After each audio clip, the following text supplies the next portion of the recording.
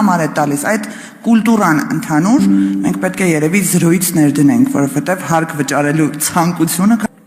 որ այդ բարիկադը մենք քանդում ենք դրանով, մենք 25 թվի բյուջեում 1 միլիարդ դրամ դրել ենք, համայնքներին էլ ասել ենք առնվազն 20% պետք է ֆինանսավորես, այդ 1 միլիարդ 200 միլիոն դրամը ասել ենք 21 համայնքներում, թե 12 21 համայնքներում ասել ենք պետք է մասնակցային բյուջետավորման, այսինքն համայնքը պետք է ասի ուզում եմ այս ծրագիրը լինի, այս ծրագիրը լինի, այս ծրագիրը եւ մենք տարեց տարի այս ծավալը ավելացնելու ենք, փողը հավաքում ենք, դնում ենք, այսինքն մենք չենք հավաքում, համայնքին տալիս ենք, ասում ենք հարգելի համայնքի բնակիչ, քո ավագանու եւ քո համայնքի ղեկավարի հետ կառավարությունը կապ չունի, որոշեք այս փողը ինչի վրա ծախսեք։ Մենք սրանով ուժեղացնում ենք համայնքը, մենք սրանով ուժեղացնում ենք քաղաքացուն, մենք սրանով ուժեղացնում ենք ավագանին եւ մենք սրանով ուժեղացնում ենք մասնակցային կառավարումը։ Դրա մասին չենք խոսում։ Հասկանում եք,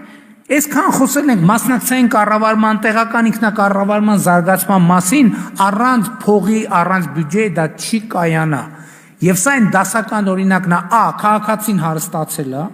քաղաքացին հարստացել է, դրա համար է բարձր գույքահարկ վճարում։ Աստված չանի, ինքը մեկ էլ մի օր տեսնի, որ իր գույքահարկը նվազում է, այդ նշանակում է իր տունը, որի մեջ ինքը ապրում է, արժեքը կորցնում է։ Երկրորդը համայնքն է հարստանում, եւ մենք քաղաքացու ձեռը լծակ ենք տվել, ասել ենք դու որոշի, կառավարությունը վատ է կառավարում, համայնքը վատ է կառավարում, Ժորժ ջան, դուք կառավարեք եւ դուք կառավարման որոշումներ կայացրեք եւ սրա մասին մենք պետք է էլի խոսենք, որովհետեւ մարդիկ սրա մասին չգիտեն սրա մասին։ Շնորհակալություն, Արմենի Գյուրերյանը չկա, Ագնեսա Խամոյան։ Շնորհակալ եմ, իմ երկար հարցերը բնականաբար ուղղված են Նիկոլ Փաշինյանին, բանակցությունների, ճակերտավոր թափանցիկության եւ ինչպես Նիկոլ Փաշինյանը ակնարկեց, իր ջեբը գցված իշխանության մասին է։ Նախ բանակցությունների մասին, ցանկացած բանակցություն որոշվում է արդյունքներով։ Սադարակում սկսված բանակցությունների արդյունքը եղել է Քիվեստի փաստաթուղթը, որով Արցախը Լաչինով միանում էր Հայաստանի Հանրապետությանը։ Նախիջևանը Ադրբեջանին կապվում էր թունելներով եւ էստակադաներով։ Հիմա տեսնենք ձեր բանակցությունների արդյունքը։ Ձեր բանակցությունների արդյունքում մենք չունենք Արցախ, մենք ունենք Հայաստանի Հանրապետության օկուպացված տարածքներ, հազարավոր զոհեր, գերիներ, Ադրբեջանում դատվող ռազմաքաղաքական ղեկավարություն, սա է ձեր բանակցությունների արդյունքը։ Դուք ասում եք, որ թափանցիկ եք եւ պատրաստ եք հրապարակել փաստաթղթեր։ Հրապարակեք այդ փաստաթղթերը։ Հրապարակեք Քիվեստը, հրապարակեք բոլոր այն փաստաթղթերը, որոնք բանակցել են նախորդ իշխանությունների օրոք։ Բայց ես ձեզ առաջարկում եմ սկսել 2019 թվականին ձեր սեղանին դրված Յակոբ Մինսկի խմբի կողմից ի դեպ վերջին խմբագրված տարբերակից, որը դուք թաքցրել եք Հայաստանի Հանրապետության քաղաքացիներից, դուք խաբել եք Հայաստանի Հանրապետության քաղաքացիներին, հայտարարելով, որ բանակցությունների սեղանին որևէ փաստաթուղթ գոյություն չունի։ Հրապարակեք այդ փաստաթուղթը, հրապարակեք նաև Քիվեստը եւ մնացած փաստաթղթերը։ Պարոն Փաշինյան, ավարտում եմ, ներողություն եմ խնդրում, բայց ով դուք թաքնվելուց մի խոսեք։ Ռոբերտ Քոչարյանը որևէ մեկի թիկունքում չի թաքնվել։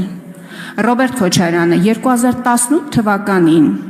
դեմ է արտահայտվել ձեր գործողություններին, ոմանց նման չի փախել, եկել է, նստել է, պայքարել է եւ այսօր էլ շարունակում է իր պայքարը։ Պարոն Փաշինյան, եթե չեմ սխալվում, դուք 2018 թվականի մարտի 1-ից հետո դուք եք 300 մետր շարժվելու համար 3000 ոստիկանի եւ ՊՊՑ աշխատողի ուղեկցությամբ շարժվում։ Հաստատ այն թեման չի, որտեղ դուք շահեկան դիրքերում եք գտնվում եւ մի նախադասություն էլ։ Վերջը 2018 թվականին ձեզ իշխանություն ով էր տվել։ Մեկ ասում եք Ալեն Սիմոնյանը, երեք ասում է Սերժ Սարգսյանն է տվել։ Դուք այսօր ասում եք, չէ, Կարեն Կարապետյանն է ինձ տվել իշխանություն։ Վերջը ձեզ ով է տվել իշխանություն 2018 թվականին։ եւ վերջին նախադասությունը։ Դե լավ, ատիկինը խամանով Ավարտում եմ։ Վերջին նախադասությունը։ Բա որ եկաք, տեսակ, որ ամեն ինչ կորած է, վատ է, Արցախը հանձնված է, մեղրին ընդեղ էր հանձնված, բա ինչի եք վերցնում այդ իշխանությունը։ Ինչի եք շրջափակում ազգային ժողովի շենքը,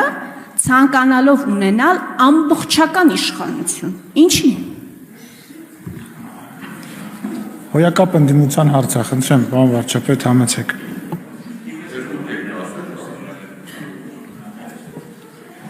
Քիվեստի մասին։ Քիվեստը 2001 թվի մասին է խոսք։ 2001 թվի։ 2001 թվի։ Շատ լավ, սենց էր մտնելու թունելը, ստեղից մտնելու էր ընդես դուրս էր գալու, կամուրջը ստեղ էր ընելու, ձախից բաններ մտնելու, Պողոսը, աչից Վալոդը, ընդեղից ուղիղ 2001 թվին։ 2002 թիվ, 2003 թիվ, 2004 թիվ, 2005 թիվ, 2006 թիվ, 2007 թիվ։ Ձեր ասած մարդը եղել է նախագահ, ութը բան չեմ ասում նախընտրա։ Այդ թոլիներ հետ եմ ասում, ում հետ եք կռիվանում, ես եմ խանգարել, որ չլինի։ Ես այդ ժամանակ նոր սկսում էի քաղաքական գործ, թող լիներ ժողովուրդ ջան, որ սեն չեն գալի ասում մտնելու էր թունելը տակից, են մեկ վեր է, արա ում եք ձեռ առնում ընդհանրապես, կներեք էլի։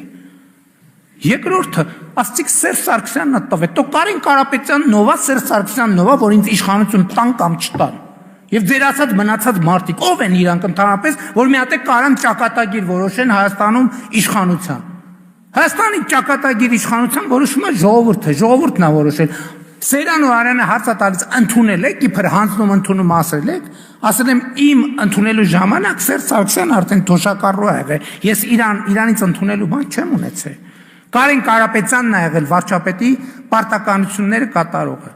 19 թվի մասին, ես 19 թվի մասին ասել եմ շատ հստակ բան։ Այն ինչ որ 19 թվի հունիսին դրվել է սեղանին, ես 19 թվի հունիսին դեռ որևէ մեկի հետ, որևէ բանակցած չեմ եղել, ես չեմ խոսել ընդհանրապես այդ թեմայի մասին ոչ մեկի հետ։ Այն ինչ որ դրված է եղել սեղանին, ինձնից առաջ տեղի ունեցած բանակցությունների արդյունքն է, ամփոփումն է։ Հələ թղթի վերևն է գրած է Հայաստանի Հանրապետության եւ Ադրբեջանի Հանրապետության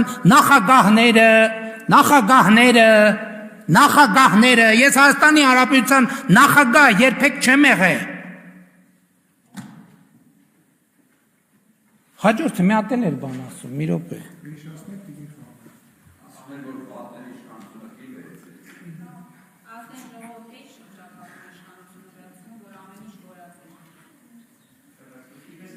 Ազգային ժողովը ու ընդհանրապես դրանից հետո առաջ ես մի բան եմ ասել եմ ես իշխանությունը ստացել եմ ժողովրդից եւ ես իշխանությունը կարող եմ վերադարձնել միայն ժողովրդին։ Այդ եղել է միշտ իմ սկզբունքը։ Երբ որ ժողովուրդը կգա դուրը կծեցի կամ չի ծեցի ձեն կտա ասի իմ իշխանությունը տուր ինձ, ես այդ իշխանությունը կտամ իրան։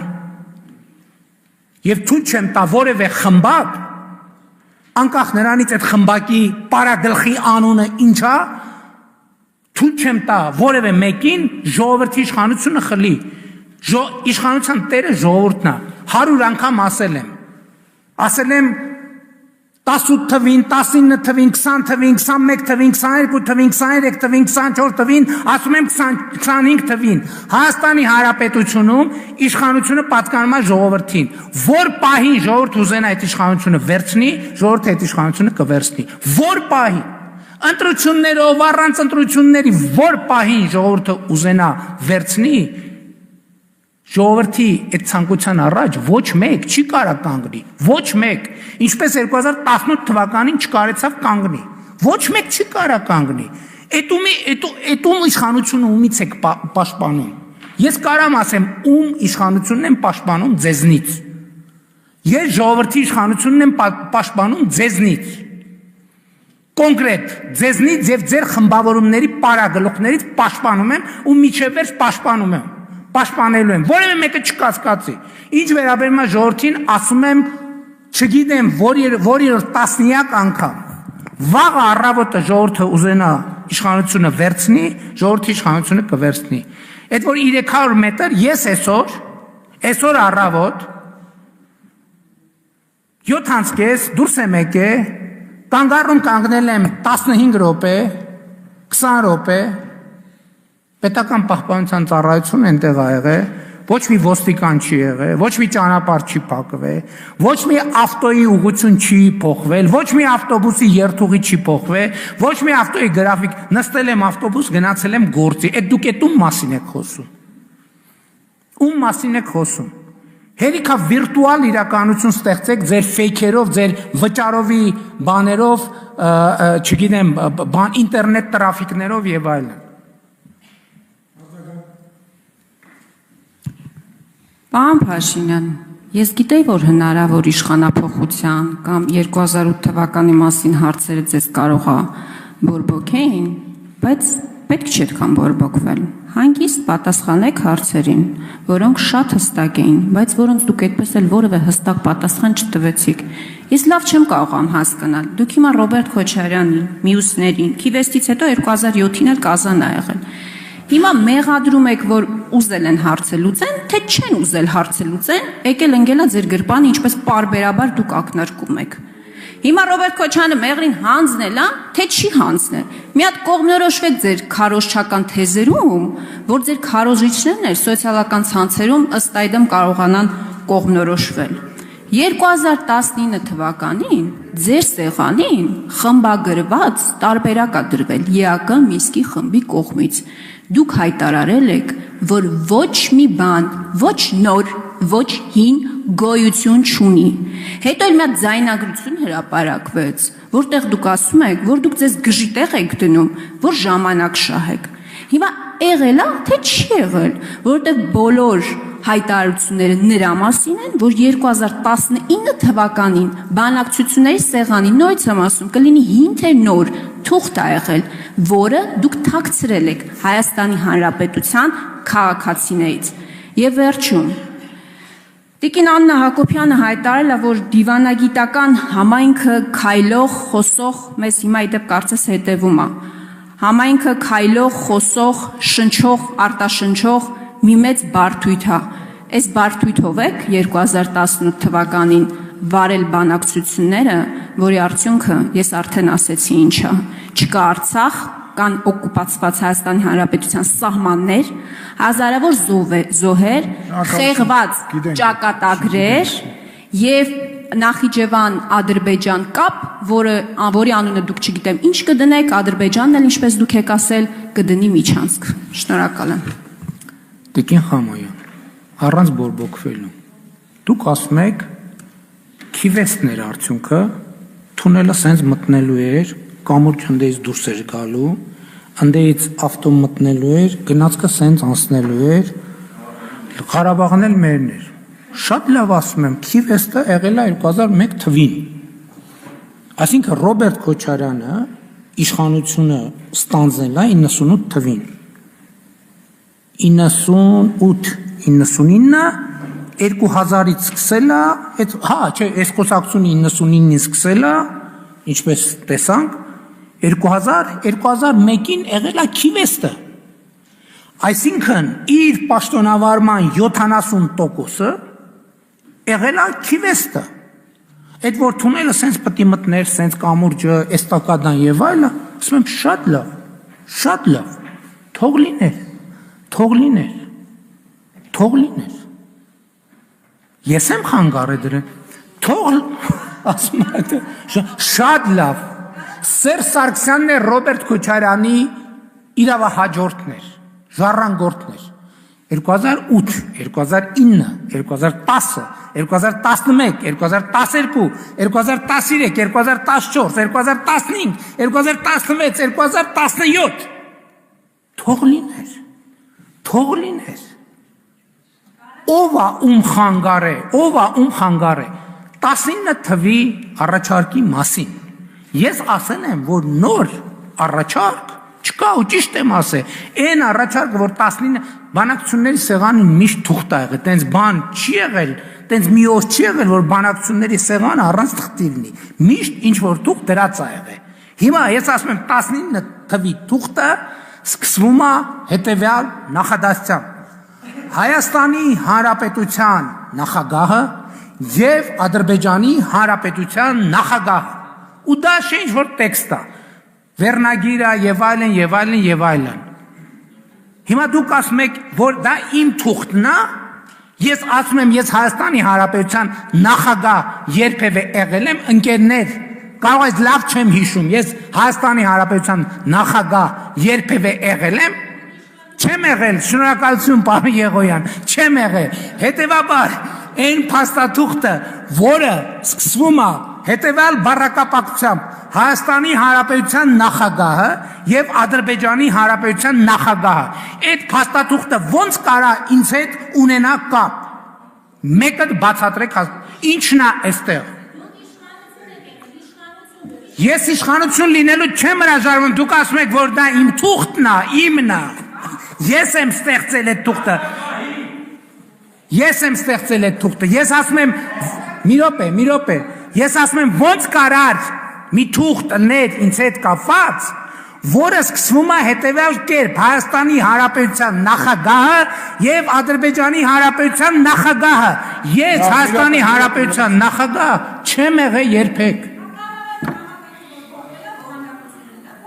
Կառավարման համակարգի մասին չի խոսքը։ Հենց կառավարման համակարգը փոխվել է եւ կառավարման համակարգում, որ ես եմ եղել, ես նախագահ չեմ եղել, որ այդ թուղթը դուք հիմա բերում եք, ասում եք, որ իմ բանակցությունների արդյունքում է ձևավորվել։ Ես ինչ բոլոր այն թղթերը, որ կապված են ինձ հետ, մեջը օգտագործված է Հայաստանի Հանրապետության վարչապետը եւ Ադրբեջանի Հանրապետության նախագահը։ Հասկանում եք, չկա որևէ թուղթ ինձ հետ կապված, որի մեջ սկսվի Հայաստանի Հանրապետության նախագահը եւ խնայենք հերոստատիտողներին, որտեվ եթե այս մասը չի հասկանում, մնացածը լավ հասկանում է։ Այո, իհարկե պարզ է։ Դավիթ Կարապետյան։ Շնորհակալություն, իմ հարցերը հնչել են, բայց առիթը օգտագործելով նորից վերադառնանք գույքահարկի։ Ես ներողություն եմ խնդրում, խոսում են, պատգամավոր է խոսում։ Խնդրեմ։ Շնորհակալություն։ Պարոն Գաբրելյան, խնդրում եմ մի խոսեք տեղից։ Գույքահարկի մասին օրենքին վերադառնանք, պարոն վարչապետ, գումարների կառավարման հետ կապված մենք գիտենք նաև, որ Հայաստանի Հանրապետությունում բավականին բարձր տոկոս են կազմում վթարայնության 3-րդ աստիճան ունեցող շենքերի գնահատականը եւ այս գումարների կառավարման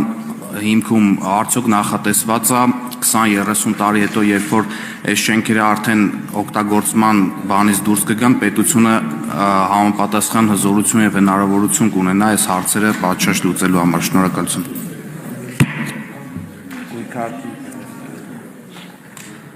Ով է պատասխանում հարցին։ Վարչապետ Նիկոլ Փաշինյանը, համեցեք։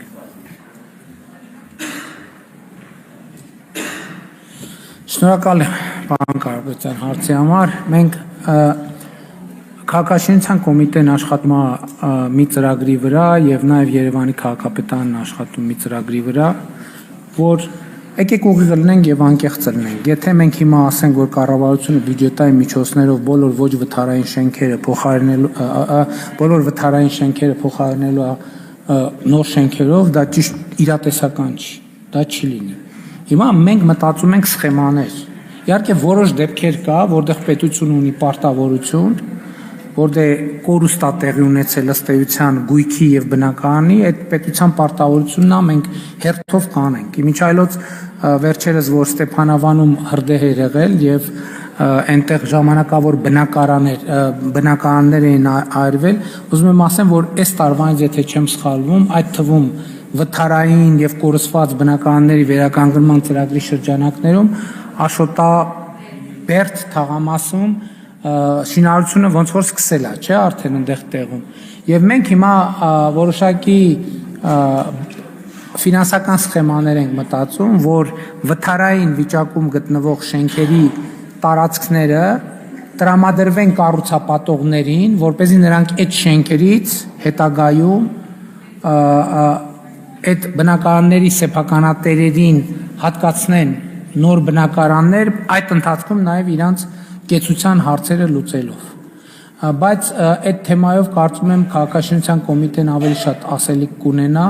եւ մենք նկատի ունենք, որ դրա շուրջ ծրագրեր իրականացնում ենք եւ փորձում ենք հնարավորինս արագ դա իրականացնել։ Արձագանք ունեք, շնորհակալություն պարոն վարչապետ։ Հաջորդ հարցի համար Ջուլիետա Ազարյան, խնդրեմ։ Մեծարգո վարչապետ, հարցս ուղղված է ձեզ։ Վերջերս ձեր Facebook-յան հարթակում ուղերձով դիմեցիք քաղաքացիներին, մասնավորապես ապօրինի գույքի բռնագանձման համակարգի ներդրման վերաբերյալ, կարող ենք արձանագրել, որ այն գոյություն ունի եւ ծառայում է իր նպատակին, եւ մի հետաքրքիր շեշտադրում արեցիք առաջին հայացքից սովորական հետեւյալի մասին էր շեշտադրումը, որ ապօրինի գույքի բռնագանձման համակարգի ներդրումը միտված է ոչ միայն 2018 թվականից առաջ տեղի ունեցող նման երևույթների հնարավոր դեպքերի վերհանմանը, ինչպես նաև 2018 թվականից հետո գոյություն ունեցող խնդիրների վերհանմանը, բացահայտմանը, եւ այստեղ կարող ենք եւս մեկ արձանագրում անել, որ համակարգի ներդրումը կոնկրետ չի թիրախավորում որևէ ժամանակաշրջան կամ տարեթիվ, այլ միտված է մշտապես ուշադրության կենտրոնում պահել ձախ կողմից այսօր շատ հնչեց այդ բառը ճղճիմ նման երևույթների գոյությունը եւ հետևանքները հնարավոր եւ ես խնդրում եմ այս ամբիոնը օգտագործելով եւս մեկ անգամ ներկայացնենք ինչպիսի պատկեր է արտացոլվում, ինչպիսի գույքային թվային պատկեր է արտացոլվում, ինչպես նաև մենք ունենք հաշտության համաձայնագրեր, ոչ միայն 18-ից առաջ, նաև 18-ից հետո ինչպիսի պատկեր ունենք արտացոլված։ Շնորհակալ եմ։ Հարցին կպատասխանի վարչապետ Նիկոլ Փաշինյանը, համեցեք պարոն վարչապետ։ Շնորհակալ եմ Տիկին Ազարյանը հարցի համար, իհարկե այս պահին ես պատրաստ չեմ ձեր հարցին թվային տվյալներով արձագանքեմ, բայց ես շնորհակալ եմ հարցի համար, որովհետև այս վերջերս ես նաև տեսնում եմ հետևյալը, որ օրինակ իմ նախկին գրառումներից վերահրատարակում են, որ թե ոնց եմ ես խոսել գույքի ազգայնացման, բռնագանձման եւ այլնի մասին, փորձելով ներկայացնել, թե ասելա թողել գնացել։ Հիմա ես ուզում եմ մենք մի բան պատկերացնենք։ Այո, այդ խնդիրը դրվել է օրակարգում, բայց եկեք մի բան պատկերացնենք, կա X գույք։ Այդ գույքը մենք պետքա ազգայնացնենք եւ բռնագրավենք։ Ոնց պետքա դա տեղի ունենա ֆիզիկապես։ Ոնց պետքա տեղի ունենա։ Մենք պետքա, այսինքն բոլորով հավաքվենք, սենց քայլելով գնանք, այդ գույքը շրջափակենք, ով որ այդ գույքի մեջ է հանենք դուրս, բանը շղթաներով փակենք, ասենք վերջ սա ազգայնացված է։ Ոչ, դրա համար պետքա, եթե մենք տենց վարվենք, Հայաստանի Հանրապետությունը կհայտնվի աշխարհի հետին երկրների վերջին տեղից մի քիչ էլ ենկող։ Այսինքն մենք այսօր նվաճում ենք համարում, որ մեր ժողովրդավարությունը միջազգայինորեն ճանաչված է եւ եթե մենք այդպիսի գոնե մի դեպք ունենանք, մեկ-երկու դեպք,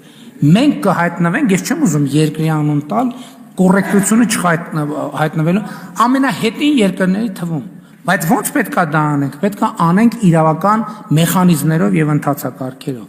Ապօրինի գույքի բռնագանձում, մեր մոտ մենակ իմիջիայլոց ապօրինի գույքի բռնագանձման համակարգը չի գործում։ Մենք անունը դա տալիս ենք, բայց իրականում մենք ունենք մի հատ ապօրինի գույքի բռնագանձման համակարգ, մի հատ ունենք պետական շահերի պաշտպանության գործերի շրջանակում բռնագանձման համակարգ։ Եվ մենք ձեզ հետ միասին մի հատ էլ 2021 կամ 22 կամ 23 թվականին օրենսդրական փոփոխություն ենք արել համայնքային շահի պաշտպանության համակարգում։ Եվ հիմա մենք ստեղծել ենք այդ ազգայնացման ինստիտուտ։ Հասկանում եք, մենք որ ասել ենք ազգայնացնել, մենք հետո երբ որ գնացել ենք դա իրագործել, մենք որոշել ենք եւ ճիշտ ենք արել եւ իսկ զբանել այդ ոչ թե այդ գույքի դրան կողքը կանգնենք, փետը ձեռներս թաքուն։ Հենց տանտերը գա գլխին տանք, գցենք ավտոյի բեռնախցիկի մեջ, ասենք վերջ էս գույքը մերն է, այլ դրա համար ստեղծենք պետական ինստիտուտ։ Մենք ստեղծել ենք պետական ինստիտուտ։ Հասկանում եք, մենք ստեղծել ենք պետական ինստիտուտ։ Մենք վատ իշխանություն ենք, վատ ենք իրագործում այդ վերադարձի համակարգը։ Մեր ժողովուրդը կընտրի լավ իշխանություն, այդ լավ իշխանությունը կգա, էլ մեր նման 5 տարի չարչարվելու մեխանիզմ ստեղծելու վրա ժամանակ չի կորցնի, կգա եւ լավ կկիրառի։ Եթե հասկանում եք ինչի մասին է խոսքը։ Մենք էլ եմ ասում, մենք պետքա ժողովուրդ ջան, հստակ ասում եմ հետեւյալ բանը։ Մենք պետքա արտապետական տրամաբանությունը չշփոթենք պետական տրամաբանության հետ։ Եթե մենք գնայինք այդ ճանապարհով, ես ուրիշ բան ասացի, ես սխալ ասացի։ Եթե մենք գնայինք այդ ճանապարհով, մենք ոչ թե երկրների վերջին ցուցակում կայտնվենք, մենք այսօր պետություն չէինք ունենա։ Ես ձեզ դա երաշխավորում եմ։ Եվ որևէ մեկը այդ թեմով թող բարձր հարցաբարձր ստեղծվելա պետական աննախադեպ ինստիտուտ, եւ այդ ինստիտուտը այլևս իմ կամ ձեր քաղաքական կամքից չի կախված։ Ինքը ինստիտուտ է, որը օրենքով սահմանված կարգով անժամկետ աշխատելու է եւ այդ մեխանիզմը գործելու է։ Իսկ գույքային մասով ես գիտեմ, որ հա, էդ էլ կա, չէ՞, բա որ այդ գույքերը այսքան ժամանակ, բա որ տանեն, այս կոմենկոմ անեն։ Ժորժ ջան, 1.5 միլիարդ դոլարից ավել արժողության գույք կալանքի տակ է այսօր։ Ոչ մեկ ոչ մի տեղ չի կարա տանի։ Շնորհակալություն արձագանք ունեք, չունեք։ Շնորհակալություն պարոն վարչապետ, հաջորդը հարցի համար Քրիստինե Վարդանյան։ Նախ, որ ասում եք ժողովուրդը երբ ուզենա կգա դուրը կծեցի եւ կվերցնի իշխանությունը,